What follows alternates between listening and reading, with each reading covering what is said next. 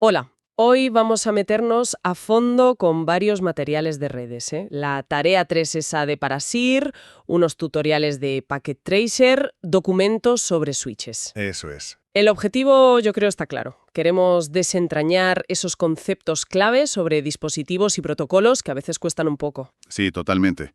Vamos a ver las diferencias entre hubs, switches, puntos de acceso, cómo se segmentan las redes, cómo va eso del direccionamiento IP con BLSM y también el spanning tree. Todo con los ejemplos prácticos y la teoría que tenemos. Y la verdad, dominar esto es fundamental hoy en día en redes. Pues vamos al lío. La primera gran pregunta, que sale sobre todo en la tarea 3, es la diferencia real entre un hub, un switch y un punto de acceso. Sobre todo, ¿cómo gestionan el ancho de banda? ¿Cómo los distinguimos, así, para empezar? Es la clave, sí. A ver, empecemos por el más básico, el hub, el concentrador.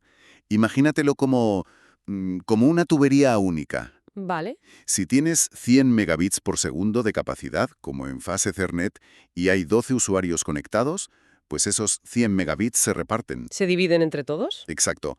La tarea calculaba unos 8.33 megabits por segundo para cada uno, en teoría. Funciona en capa 1, la física. Es como un repetidor, no mira direcciones ni nada. Y como todos comparten el mismo cable, interno, usa CSMACD para detectar si dos hablan a la vez, las colisiones. Opera en half duplex, o envías o recibes. Entendido. Como una regleta vieja, ¿no? Si uno tiene un problema, afecta a los demás. Pero los switches, según los documentos, son más como un circuito para cada enchufe, ¿no? La tarea habla de uno multigigabit. Sí, esa es una buena forma de verlo para empezar. El switch juega en capa 2, enlace de datos, aprende las direcciones MAC de los equipos en cada puerto. Ajá. Y cuando llega una trama, le envía solo al puerto que toca. Así que en principio cada puerto tiene su ancho de banda para él solo. Vale. Si son puertos de 2.5 gigabits, pues cada dispositivo podría usar esos 2.5 gigabits y en full duplex, enviar y recibir a la vez sin colisiones ahí en el puerto. Suena mucho mejor, más eficiente.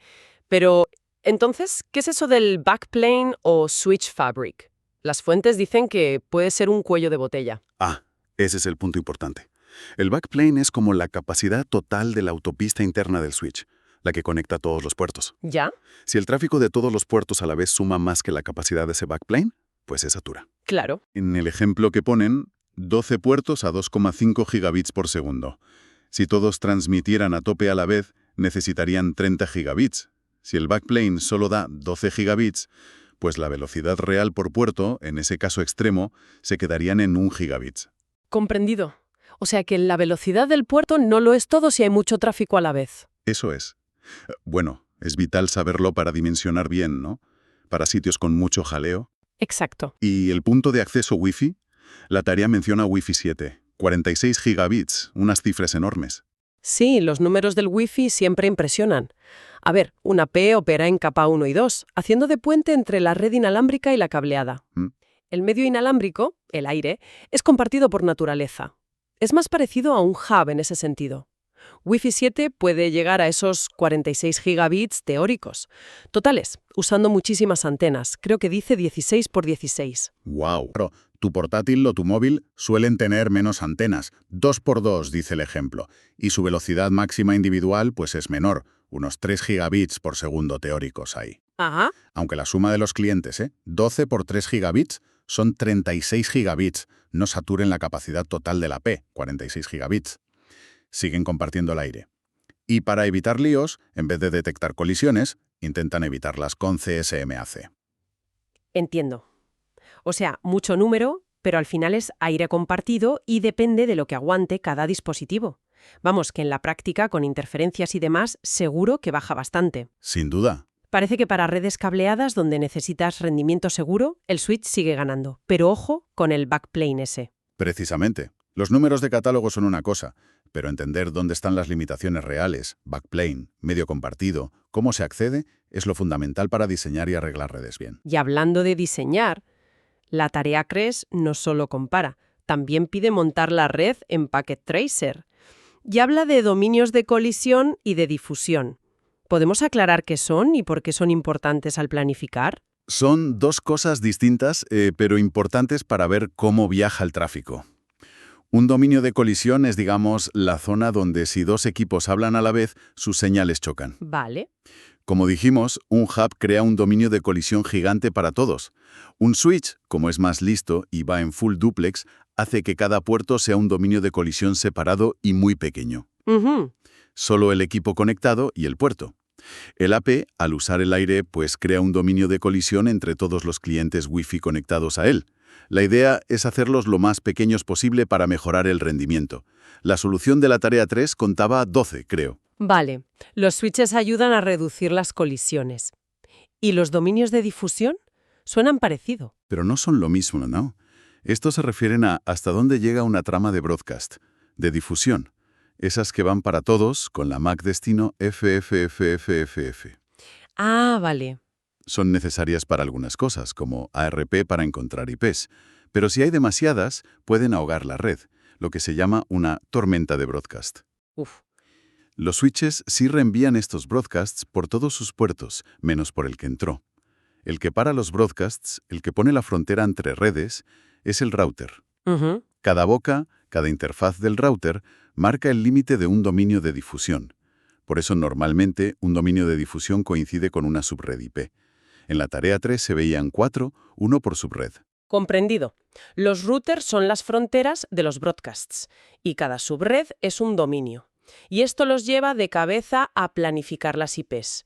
La tarea pide usar VLSM con un bloque grande, un 1.x.0.22. ¿Cómo va eso de la máscara de subred de longitud variable? Pues la idea clave de VLSM es la eficiencia, no desperdiciar direcciones IP. En vez de hacer todas las subredes del mismo tamaño, VLSM te deja crear subredes de tamaños distintos, justo las que necesites para cada trozo de red. El truco, como se ve en el vídeo, es empezar pidiendo los trozos más grandes primero. Como meter las maletas grandes primero en el maletero, ¿no? Para que luego quepan las pequeñas. Exacto, muy buena analogía. Si necesitas sitio para 70 ordenadores, buscas la potencia de 2 más cercana por arriba, que es 128, o sea, 2 elevado a 7. Vale. Eso significa que necesitas 7 bits para los hosts. La máscara será 25, porque 32 bits totales menos 7 para hosts son 25 para red.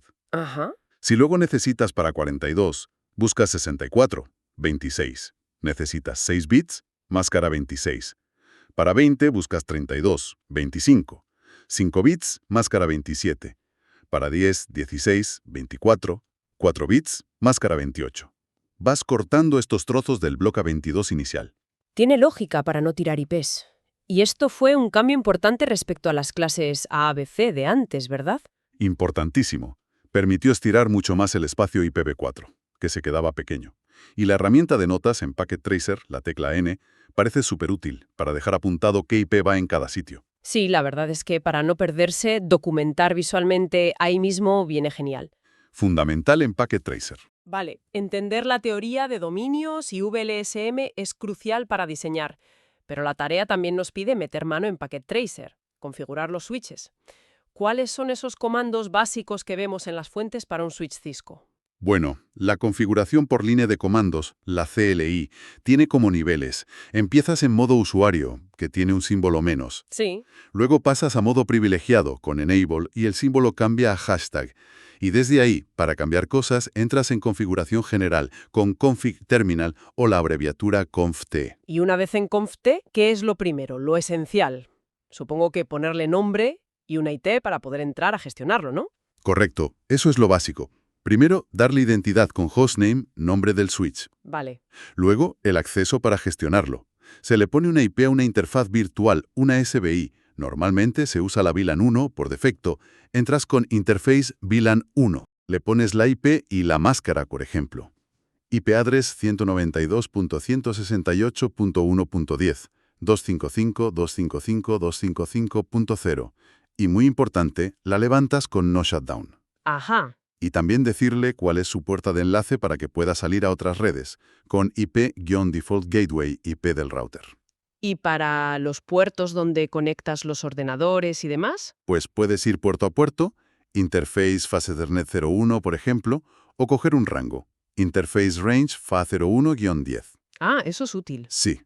Y dentro le puedes poner una descripción, description, configurar la velocidad y el duplex, speed 100, duplex full, aunque lo normal es dejarlo en auto para que negocien solos. La autonegociación, sí. Y activarlo o desactivarlo con no shutdown o shutdown. Un detalle. Si fuerzas la velocidad y el duplex, a veces tienes que quitar el auto MDIX, no MDIX auto, para que funcione bien el cable. ¿He entendido? La tarea 3 y su solución hablan de Spanning Tree Port Fast para los puertos de servidores. Pero antes de eso, ¿qué es exactamente el Spanning Tree Protocol, STP? ¿Suena importante? Y lo es vital. STP es un protocolo de capa 2. Su misión es evitar bucles lógicos cuando tienes cables redundantes conectando switches. Como en la actividad 4, que hacen un anillo. Justo.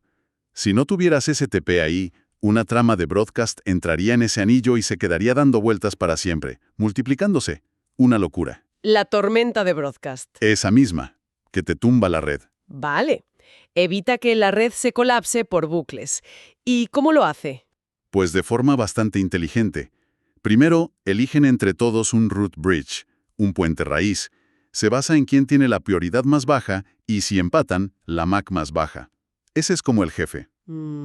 Luego, cada switch calcula cuál es el camino más barato para llegar a ese root bridge.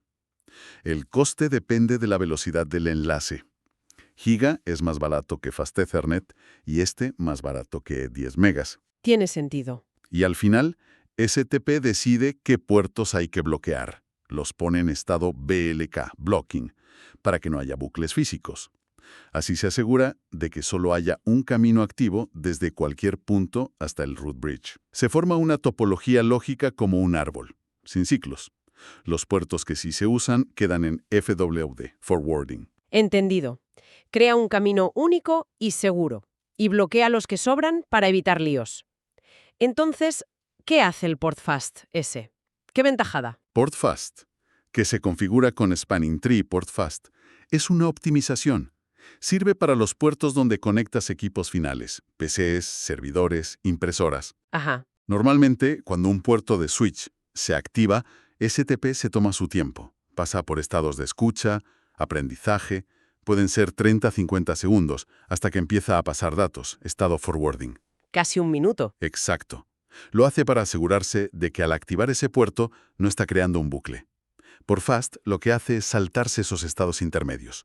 Pasa de bloqueado directamente a forwarding, casi al instante. Ah, vale. Es muy útil para que los PCs cojan IP por DHCP rápido, por ejemplo.